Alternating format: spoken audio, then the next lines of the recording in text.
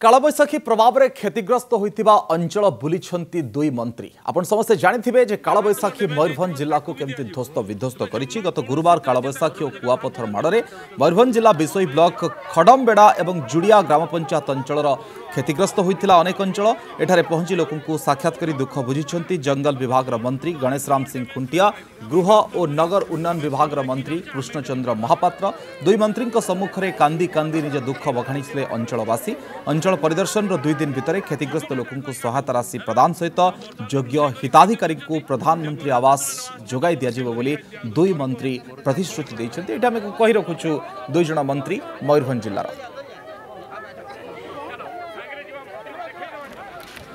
7:30 बेले कुआपत्र पड़ा आमे तो कि भात फात सब चुली रे थिला भात सीझेनी तरकारी भी हैनी किछि खाइनु भगर उपास रही जाइछु। आउ से गुटे जगार माने कांथ साइड गारे पथर रे ये हे जाइतिलु से गारे आमे बंची जाइछु। से गारे रही करे जहा घटना घटिछि अत्यंत दुखदायक एवं चिंताजनक विषय। एभलिया प्राय आमे केबे देखिनु एते बड़ बड़ कुआपथर पड़िबा एभली भाव में तांडव नृत्य करवा ये मयूरभंज जिला पाई नुहे ये ओडिशा पाई मध्य नूतन बोली मैं मन करुच्ची।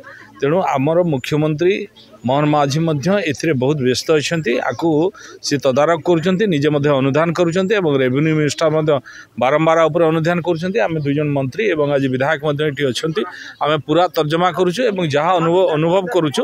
एटी प्रथम स्तर में जहाँ जिलापाल कहते 1157 घर इनक्वारी होती प्राय सबू घर संपूर्ण भाव में डैमेज होती जो भाया क्षय क्षति होती आम सरकार ताको अनुदान कर खूब जल्दी दिने दी दिन भितर आम क्षतिपूर्ण देवाई आम व्यवस्था कर तिरपाल से व्यवस्था करिया एवं काली मानवर आमर रेवेन्यू मिनिस्टर को जनइला सांग सांग जो कंपेनसेशन SDRF रे जहाँ रिलीफ कोड रे अच्छे घर पिछा पैसा देवार व्यवस्था कराहब तुरंत फॉर द टाइम बिंग जो पॉलिथिन व्यवस्था ताड़पत्र व्यवस्था तुरंत आज भी आमर बालेश्वर केउंझर एवं विभिन्न अंचल सब आसूची अन्य वॉलंटियर ऑर्गेनाइजेशन काली पदन विभिन्न प्रकार लोक साहय लगे।